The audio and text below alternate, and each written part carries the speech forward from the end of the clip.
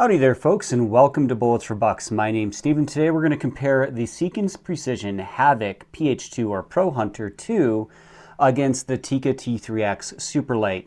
And yes, this is an aftermarket stock, but we do have the original, which we'll be comparing it against.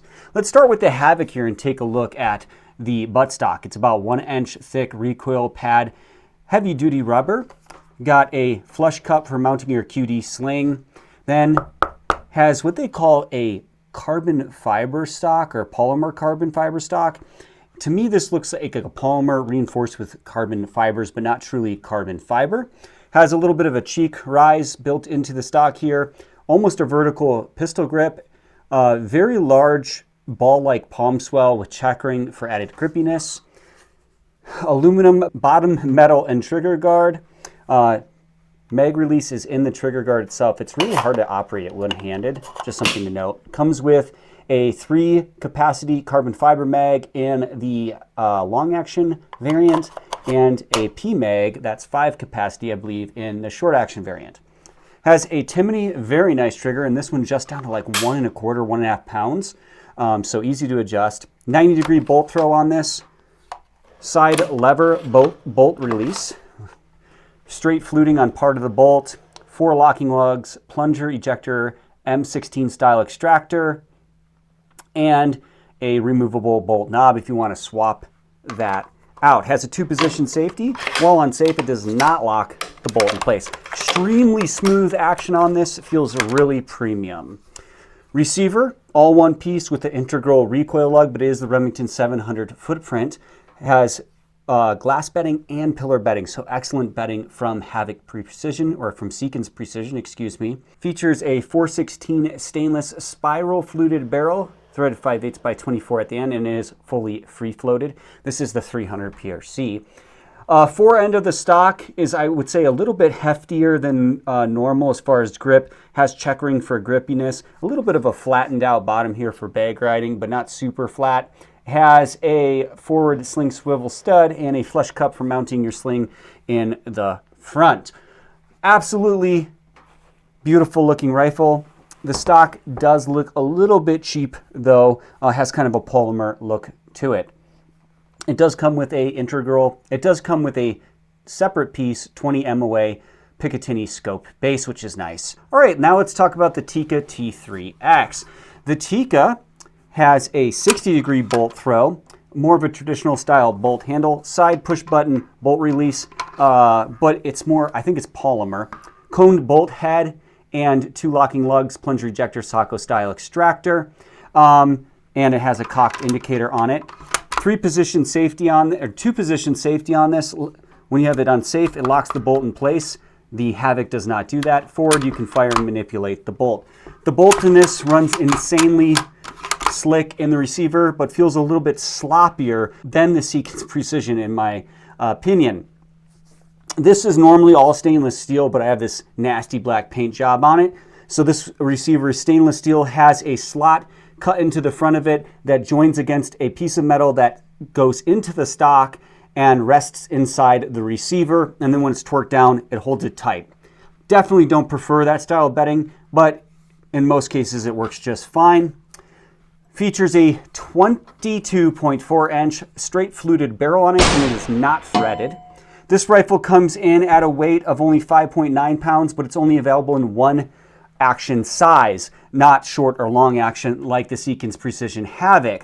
The Seekins Precision comes in at 6.9 pounds in short action and 7.2 pounds in long action. So the Tikka T3x Superlight is a lot lighter, and it's also a lot less expensive, something to take note of. And the Tikka T3x does feature a single stage trigger that's super crisp, adjustable down to about 2 pounds.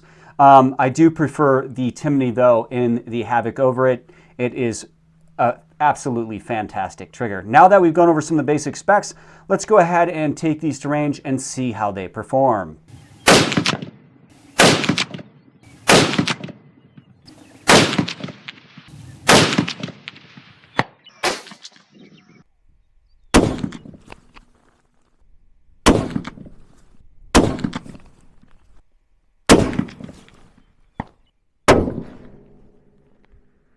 All right, folks, now that we're back from the range, let's talk about the Seekins Precision Havak PH2. It handles fantastic. Ejects, extracts, and feeds flawlessly. The magazine is a little bit like sticky getting it in and out. It's pretty tight tolerances, but it still functions just fine. I would have liked to see this be an adjustable comb, maybe adjustment spacers for length of pull.